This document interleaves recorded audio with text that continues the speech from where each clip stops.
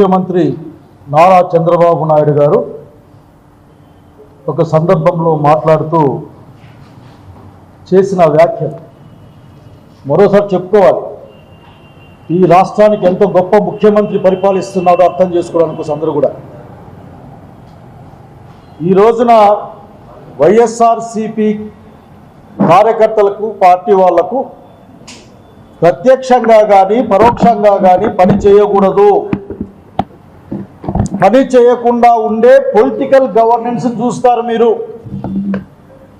మనం గవర్నెన్స్ని చూసాం కానీ పొలిటికల్ గవర్నెన్స్ని చూస్తారు మీరని ప్రకటించి దాన్ని నేను నిరంతరం దీన్ని ఫాలో అవుతాను అని చెప్పిన మాట చంద్రబాబు నాయుడు గారు గుర్తు అనుకుంటా ఉన్నాను.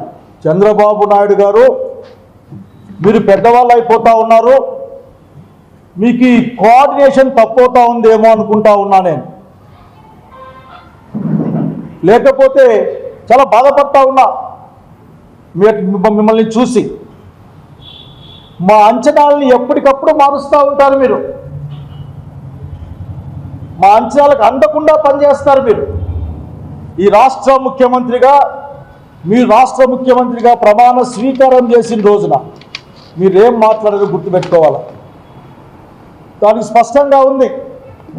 ఆర్టికల్ 74, అండర్ 4, 99, 124, అండర్ 6, 140 ప్రకారం ఒక ఓట్ చేస్తారు అందరూ కూడా. మీరు ఎమ్మెల్యే కానీ మాట మాట్లాడారు. నా కర్తవ్యాలను శ్రద్ధతో అంతఃకరణ శుద్ధితో అంతఃకరణ క్లీన్ మనసుతో నేను భయం కానీ పక్షపాతం కానీ లేకుండా రాగద్వేషానికి లోను కాకుండా రాజ్యాంగాన్ని శాసనాలను అనుసరించి రాష్ట్ర ప్రజలందరికీ న్యాయం చేకూరుస్తాయని దైవ సాక్షిగా ప్రమాణం చేస్తున్నాను ప్రకటించాం. గుర్తెచ్చుకోవాలా, 40 ఏళ్ళ ఇండస్ట్రీ మీది. అఫ్కోర్స్ అన్న చెప్పినట్లు ఆఖరికి మీరు మొదటి ముఖ్యమంత్రి పదవిని రాజ్యాంగబద్ధంగా కాకుండా ఇంకో విధంగా దాన్ని సంపాదించిన విషయం మామగారిని నెట్టేసి తెచ్చుకునే విషయాన్ని ఇక్కడ తెచ్చుకుంటున్నాం అంతే, అవసరం వచ్చింది కాబట్టి. కాబట్టి ఇంత సుదీర్ఘ అనుభవం ఉన్న మీరు ఏం మాట్లాడుతూ ఉన్నారు? అధికారంలోకి వచ్చిన తర్వాత మీ యొక్క ప్రవర్తన కానీ మీ యొక్క రియాక్షన్స్ కానీ అంటే ప్రజలకు మీరు ఏం చెప్పాలనుకున్నా కానీ అది ముఖ్యమంత్రి స్థాయికి తగ్గి ఉన్నాయనే విషయాన్ని స్పష్టంగా చెప్పాలనుకుంటా ఉన్నాం. ఏదైతే రాజ్యాంగబద్ధంగా ఉన్న అంశాలని ఆర్టికల్ 14 ప్రకారం రాజ్యాంగం ముందు ఈ దేశంలో అందరూ సమానమే, అన్నిటినీ పొందడానికి సమానమే అని చెప్పిన తర్వాత మీరు అత్యంత కక్షపూరితంగా ముఖ్యమంత్రి హోదాలో దాదాపు ఫలానా వాళ్ళందరికీ వైఎస్ఆర్సీపీ కార్యకర్తలు ఎవరికి కూడా ఇవ్వమని మీరేం మాట్లాడతారు? మీ వాగ్దానాలు అట్లాగే ఉన్న వాస్తవాలు వీటిని తప్పించుకోవడం కోసం మీరు మాట్లాడుతూ ఉంటారు. మీ నాయకత్వంలో రాష్ట్రం కుదేలైపోతూ ఉంది, అన్ని అబద్ధాలు చెప్తా ఉన్నారు. ఈ రాష్ట్రం ఆర్థిక విధ్వంసం జరిగిందని చెప్తారు, 12.9% వృద్ధిలోకి వచ్చినామని చెప్తారు. 12.9% వృద్ధిలోకి వచ్చాం, మళ్ళీ అప్పులు తెచ్చుకుంటామని చెప్తారు. ఎవరికి ఎంత ఇస్తారో తెలియదు, ఏమిస్తారో తెలియదు. కేవలం అంకెల గారడి మాటల గాడి తప్ప మాకేం కనపడలేదు. దాన్ని తప్పించుకోవడం కోసం అసలు జీతాలు ఎంత ఇస్తున్నారు మీరు, ప్రజలకు ఎంత ఖర్చు పెట్టారో కూడా చెప్పాల్సిన టైంలో మీరు ఇటువంటి మాటలు మాట్లాడుతూ ఉన్నారు. మీరు మాట్లాడడానికి చెప్తా ఉన్నాం స్పష్టంగా. మీరు మీ ముందు ముఖ్యమంత్రుల్ని ఆదర్శంగా తీసుకోండి. డాక్టర్ వైఎస్ రాజశేఖర రెడ్డి గారిని ఆదర్శంగా తీసుకోండి. అట్లాగే జగన్మోహన్ రెడ్డి గారిని ఆదర్శంగా తీసుకోండి. ఏ విధంగా పరిపాలన చేయాలనే విషయాన్ని వాళ్ళు చెప్తారు. మీకు తెలియని అంశమేం కాదు. బహుశా మీ దగ్గర బాబాసాహెబ్ అంబేద్కర్ రాసిన రాజ్యాంగం కాకుండా మీ రాజ్యాంగం అమలవుతూ ఉంది. ఇక్కడ మీ రాజ్యాంగం గురించి సమస్య ఇక్కడ ఇదంతా ఉంది. ఇక్కడ మిమ్మల్ని ఒక్కడే అడుగుతా ఉన్నా. మీ రోజున ఒక్క విషయాన్ని ప్లే చేయదలుచుకున్నాను నేను అందరి ముందర. ఎందుకంటే బాబు గారికి ఆయనతో తిరిగే వాళ్ళకు అర్థం కాని అంశం ఉంది. జగన్మోహన్ రెడ్డి గారు ఏం చెప్పారు?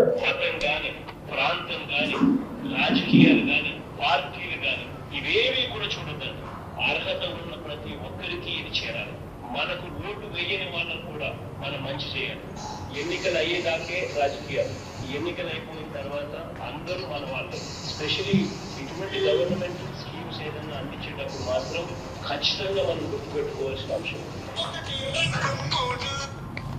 ఇంత స్పష్టంగా మీరు జగన్మోహన్ రెడ్డి గారి దగ్గర ప్రజా పరిపాలన అంటే ఏందో అర్థం చేసుకునే ప్రయత్నం చేయాలి. ఎలిమెంట్ ముఖ్యమంత్రిగా మీరు ఒక విషయాన్ని గుర్తు చేస్తున్నా నేను. మీరు ఈ రాష్ట్ర ప్రజలకు నాయకుడిగా ఉంటారు. ఇది రాజ్యాంగంలో చెప్పబడింది, దాన్ని ఇంప్లికేషన్ కూడా ఉంది. ముఖ్యమంత్రి స్థానం, ముఖ్యమంత్రి వ్యక్తిత్వం కూడా ఆధారపడుతుందని చెప్తారు. ముఖ్యమంత్రి వ్యక్తిత్వం కూడా, మీ వ్యక్తిత్వాన్ని ఈ రోజున మీరు చెప్పుకునే సమయం. మీరు అనేక విషయాల్ని మీరు చెప్పాలి మాకు. మిమ్మల్ని చూసి భావితరాలు చెడిపోయే అవకాశం ఉంది. మీ మాటలు విని మీ దాన్ని అమలు చేస్తే వచ్చే తరాలకు రాజకీయంగా ఈ విధంగా చేయలేము అనుకుంటారు. మీరు ఏ విధంగా తెలుగుదేశం, వైసీపీ, సిపిఎం, సిపిఎం విభజిస్తారు నాకు అర్థం కావడంలే. ఏమైనా మీరు ఆ ఈవీఎంల గురించి ఎప్పుడూ అనుమానం ఉంది. ఆ ఈవీఎంలు ఏమన్నా మీకేరు ఓటేశారు, ఇంకోరికేరు ఓటేశారు ఏమన్నా ఏదైనా మీకేమైనా ఉందా అడుగుతా ఉన్నా నేను. కనుక అర్థం చేసుకోవాల్సిన అంశాలని అట్లాగే ఇంకో మాట చెప్పాలనుకుంటాను. ఈ రోజున భారత రాజ్యాంగం నాకు బాధ వేస్తుంది. నిన్న కూడా ఎవరో వచ్చి ఒక మంత్రి గారు మాట్లాడిపోయారు, ఇది బుక్కుల భారత రాజ్యాంగంలో మంత్రులకేమి, ముఖ్యమంత్రికేమి, వాళ్ళ బాధ్యతలేమి, ఈ విషయాలు చదువుకోమని కోరుతా ఉన్నా నేను. చదువుకొని ముందు మాట్లాడమని కోరుతా ఉన్నా. రాగద్వేషాలకు అతీతంగా, కులమత ప్రాంతాలకు అతీతంగా ప్రజలందరికీ ఈ ప్రభుత్వం తెలుగుదేశం పార్టీకి ప్రభుత్వమా, తెలుగుదేశం పార్టీకి ముఖ్యమంత్రి, లేక ఆంధ్రప్రదేశ్ రాష్ట్రానికి ముఖ్యమంత్రి అన్న విషయాన్ని తేల్చుకోవాల్సింది నారా చంద్రబాబు నాయుడు గారిని సవినయంగా తెలియజేస్తారు. ఎందుకంటే పెద్ద ఆయన వయసులో నాకు చాలా బాధేస్తుంది అతను చూస్తే. భారత రాజ్యాంగం వివక్షను నిషేధించింది. మీరు వివక్ష చూపిస్తా ఉన్నారు. వివిధ ప్రభుత్వ కార్యకలాపాల్లో, వివిధ ప్రభుత్వ పనుల్లో వీళ్ళకు చేయకూడదు. అయ్యా ఒక మాట అడగాలనుకుంటా ఉన్నా. పాత సామెత ఉంది, ఆవులు చేనులో మేస్తే దూడలు ఎక్కడ మేస్తాయన్న సంగతి. సాక్షాత్తు ముఖ్యమంత్రి గారే ఈ మాట మాట్లాడితే ఈ ఆంధ్రప్రదేశ్ రాష్ట్రంలో వారి యొక్క పార్టీలో ఉన్న మనుషులు కానీ, మంత్రులు కానీ, అట్లాగే అధికారులు కానీ ఏ విధంగా బిహేవ్ చేస్తారో ఆలోచించుకోవడానికే కష్టంగా ఉంది. ఇప్పటికే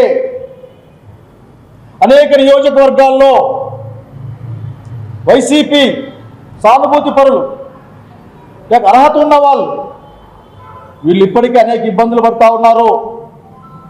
అది హౌసింగ్లో కానీ, అట్లాగే ప్రాయోజిత కార్యక్రమాల్లో కానీ మీరు రావాల్సిన అవసరం లేదు, మీరు ఫలానా వాళ్ళతో ఫోన్ చేయించండి అనే విధంగా మాట్లాడుతూ ఉన్నారు. నేను రాజశేఖర రెడ్డి గారిని గుర్తు చేస్తూ ఉన్నాను. మీ సమకాలీనుడు చంద్రబాబు నాయుడు గారు ఇద్దరు కలిసే పనిచేశారు. మీరు ప్రతిపక్షంలో ఉన్నా లేక ఒకే పక్షంలో ఉన్నా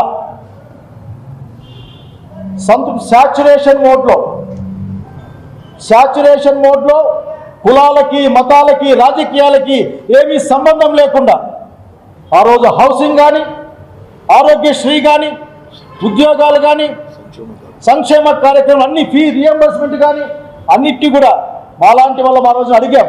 ఆయన ఒకే ఒక మాట చెప్పాడు, ఆఖరికి ఎలక్షన్ల తర్వాత రాజకీయాలు లేవు, ఈ రాష్ట్ర అభివృద్ధి, ఆంధ్రప్రదేశ్ రాష్ట్ర సమాజమిక అభివృద్ధి అందరి మధ్యలో అందరూ కలిసి ఉన్నప్పుడే జరుగుతుంది. మనం వాళ్ళని కూడా మనం పనిచేయించేసి మనకి సానుభూతి పరులుగా మార్చుకోవాలని చెప్పారు. మీకు చేతైతే అందరికీ చేసి మీరు మంచితనం పెంచుకోండి, అంతేగాని ఒక వివక్షని, ఒక విద్వేషాన్ని పెంచే ప్రయత్నాన్ని ఖండిస్తూ ఉన్నాం. ఇది మీ స్థాయికి తగదిది. ప్రజాస్వామ్యవాదులు గుర్తించాలి ఈ రాష్ట్రాన్ని ఎక్కడికి తీసుకెళ్తున్నారో. ప్రజలు గమనించాలా ఈ రాష్ట్రంలో పరిపాలన ఏ విధంగా సాగబోతా ఉందో. ఆంధ్రప్రదేశ్ ప్రభుత్వం ఉంటుంది, వివిధ పార్టీల ప్రభుత్వాలు ఉండవు. ఆంధ్రప్రదేశ్ అధికార యంత్రాంగం ఉంటుంది, వివిధ పార్టీల అధికార యంత్రాంగం ఉండదు. దీన్ని ఈ విధంగా విభజన తెచ్చి పరస్పర వైషమ్యాలు, అనుమానాలు, అవిశ్వాసాలు, ఇవన్నిటికీ తోడు ఒక వివక్ష. ఈ సమాజం నుంచి వివక్షను దూరం చేయాల్సిన సమయంలో మీరు ఇటువంటి విషయాలు తీసుకురావడం మాత్రం చాలా బాధాకరం. మీరు మా అంచనాలని మీరు అందుకోవడం లేదు. మీ ఆలోచనని మేము తట్టుకోలేకపోతా ఉన్నాం. ఇంత దిగజారుడు ఆలోచన ఎందుకు వస్తూ ఉందో నాకు అర్థం కావడంలే. ఎవరిని సంతోష పెడదామనో నాకు అర్థం కావడంలే. కనుక మీరు ప్రస్తుతానికి మీరు ఏమి ప్రమాణం చేశారో చదువుకోండి. ముఖ్యమంత్రిగా ఏం ప్రమాణం చేశారు, ఎమ్మెల్యేగా ఏం ప్రమాణం చేశారు, భారత రాజ్యాంగం ఆర్టికల్ 47 ఏం చెప్తుంది, అట్లాగే మీ ప్రమాణం కూడా రాజ్యాంగబద్ధమే, ఇష్ట ప్రకారం చేయడానికి లేదు. ఆ 74 ఆర్టికల్ 123 194 ఈ చదువుకోండి. మీరు 124 చదువుకోమని అడుగుతా ఉన్నాను. చదువుకొని కొద్దిగా మంచి మాటలు వచ్చే భావితరానికి ఏం చేస్తారు? మీరు 47 దాకా మీరు ఆలోచిస్తూ ఉన్నారే. 47 దాకా నేనే ఉంటాను ఆలోచిస్తాం. 47కు ఇటువంటి దుష్ట సమాజాన్ని తీసుకెళ్తారా? ఇటువంటి దుర్మార్గమైన ఆలోచన విధానాన్ని ఖచ్చితంగా ఖండిస్తూ ఉన్నాం. మీరు మొన్న బడ్జెట్ పెట్టి ఆ బడ్జెట్లో దాదాపు అన్ని సత్యదూరమైన విషయాలు చెప్పి చివరికి జగన్మోహన్ రెడ్డి గారిని తిట్టడం ఒక్కటే పరిష్కారంగా ఈ రోజున నేను ఒక చిన్న సందర్భం కాక అడుగుతా ఉన్నా. విశాఖపట్నం బీచ్గా బ్లూ ఫ్లాగ్ పోయిందట. 9 నెలల పరిపాలన, ఇది కూడా వైసీపీ ప్రభుత్వ నిర్వాహకమే అని దాంట్లో చూసా. అంటే 9 నెలల కాలంలో మీరు విశాఖపట్నం పోలేదా? ఆ బీచ్ మొహం చూడలేదా? ఏ అధికారిని పంపలేదా? అసలు మీరు పరిపాలన చేయలేదా? చెప్పాల్సిన అవసరం ఉంది. సంపద సృష్టిస్తామని చెప్పిన మీరు ఆ సంపద సృష్టి ఏదో చెప్పకుండా అప్పులు తెచ్చుకుంటామని ఘనంగా ప్రకటించిన రోజునే అర్థమైపోయింది మీ యొక్క డొల్లతనం ఏందో, మీ మాటల్లో ఉన్న తేలిక మాటలేందో మాకు అర్థమైపోయినాయి. మీ రాజ్యాంగబద్ధంగా కాదు, అక్కడ ప్రజల పక్షాన కూడా మీరు పరిపాలన లేరని చెప్పడానికి బాధపడతా ఉన్నారు. ఇటువంటి అనేకమైన అక్రమాలను, ప్రజాస్వామ్య దూరమైన అంశాలను, రాజ్యాంగబద్ధంగా లేని అంశాలని లేవనెత్తడానికి ప్రజల పక్షాన వైఎస్ జగన్మోహన్ రెడ్డి గారు ప్రధాన ప్రతిపక్ష హోదా ఇమ్మన్నారు. మీకు తెలీదా? ప్రధాన ప్రతిపక్షంలో ఏమేమి ఉంటాయో తెలీదా? ఆ సమయం ఎంత కేటాయిస్తారో తెలీదా? హక్కుగా వస్తుందో తెలీదా? మీకు భయం. జగన్మోహన్ రెడ్డి గారు వచ్చి మాట్లాడితే ఎక్కడ వాస్తవం బయటకు వస్తుందో మీకు భయపడుతుంది. ఇవన్నీ అంశాలు మీరు పరిశీలించమని కోరుతా ఉన్నాను చంద్రబాబు నాయుడు గారు. నిజంగా మీరు ఇచ్చిన స్టేట్మెంట్కే కట్టుబడి ఉంటే వైసీపీ వాళ్ళకి పని చేయనీయం. మాకు ఓట్లు వేసిన వాళ్ళకే, లేదంటే మా వాళ్ళకే, మీ వాళ్ళంటే బహుశా మీ సభ్యుల మీరు కార్డు ఇచ్చిన వాళ్ళకే పనిచేస్తారా? అంటే మిగతా మీ సభ్యులు కానీ సాధారణ ప్రజానీకానికి పనిచేయరా? నిజంగా మీరు అదే స్టేట్మెంట్ కట్టుబడి ఉంటే ముఖ్యమంత్రి పదవి మీరు ఆ సంబద్ధతతో మీరు ఆలోచించుకోవాల్సిన అవసరం ఉందని తెలియజేస్తా ఉన్నాం. కనుక నేను చెప్పేది ఒక్కటే, రాజ్యాంగ దూరంగా, ప్రజల ఆకాంక్షలకు ప్రజలకి దూరంగా, శాశ్వతమైన సామాజిక నియమాలకు దూరంగా ఒక వివక్షను, ఒక విద్వేషాన్ని పెంచే మీ యొక్క వ్యాఖ్యలు ఫలానా వాళ్లకు పనిచేయొద్దండి అని నిజంగా ఇది ఎంత ఇంపాక్ట్ కలగజేస్తుందో, ఎంత చెడ్డ ప్రభావాన్ని కలగజేస్తుందో మీకు అర్థం కావడంలో. బహుశా మీరు ఆ చెడ్డ ప్రభావాన్ని ఊహించి లేక ఆలోచించే ఈ మాటలు మాట్లాడంటే అంతకంటే సమాజపరంగా సామాజికంగా క్షమించడానికి విషయం అంటూ ఏంది ఉండని విషయం తెలియజేసుకుంటూ, భారత రాజ్యాంగమే ఈ దేశాన్ని, రాష్ట్రాన్ని, మన ఆలోచనలని డాక్టర్ బాబాసాహెబ్ అంబేద్కర్ యొక్క ఆలోచనలతో కలిపి ముందుకు తీసుకెళ్లాల్సిన బాధ్యత ఉందన్న విషయాన్ని గుర్తు చేస్తూ ఉన్నాం. దట్ ఈజ్ యాక్చువల్లీ దీన్ని ప్రజాస్వామ్యబద్ధమైన సంస్థలకి, ప్రజాస్వామ్య రక్షణ కోసం ఉపయోగపడే అన్ని అంగాలని వాడుకోవాల్సిన అవసరం ఉంది. ఎందుకంటే నాట్ ఎ స్మాల్ స్టేట్మెంట్. ఇంత ఓపెన్గా, ఇంత నేకెడ్గా ఒక స్టేట్మెంట్ ఇచ్చిన ముఖ్యమంత్రి ఎవరూ లేరు. బహుశా చేసే పనుల్లో వీళ్ళకి కొన్ని పెట్టి వాళ్ళకి కొన్ని పెట్టి ముసుగేసుకొని చేశారు. కానీ అన్ని ముసుగులు గిసుగులు ఏమీ లేకుండా చేయడానికే వీల్లేదు. నేను ఒప్పుకోను. నెల ఈ కార్యక్రమం చేస్తాను నేను చెప్పిన ముఖ్యమంత్రిని చూస్తూ ఉన్నాం. డెఫినెట్గా ఇందులో ఉన్న లీగాలిటీస్ని వాటిని ఖచ్చితంగా పరిశీలించి ముందుకెళ్తామని తెలియజేస్తా ఉన్నాం.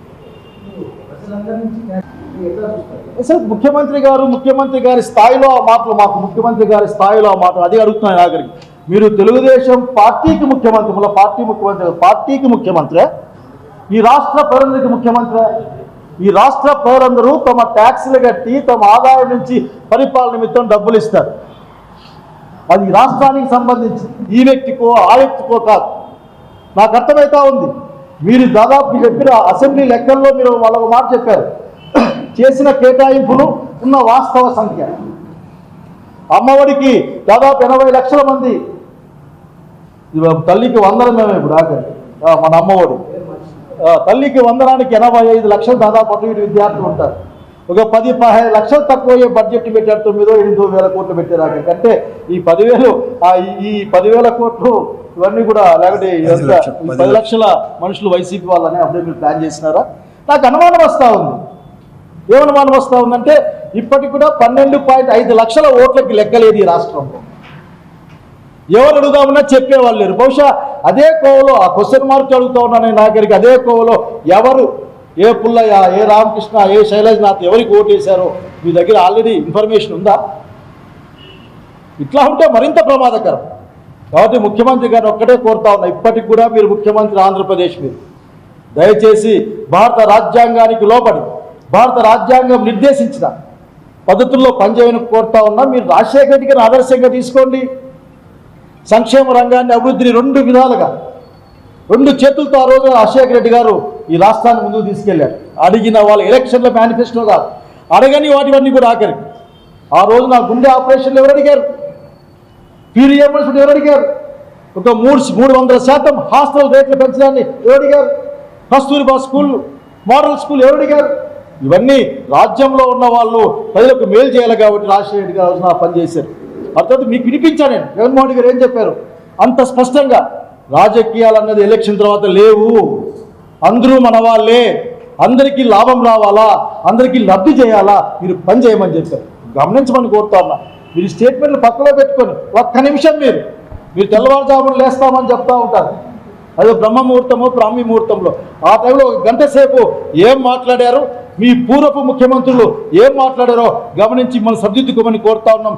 లేకపోతే ముఖ్యమంత్రి పదవికి మీరు ఏ విధంగా పనికొస్తారో ఆలోచించుకోమని కోరుతా ఉన్నాం.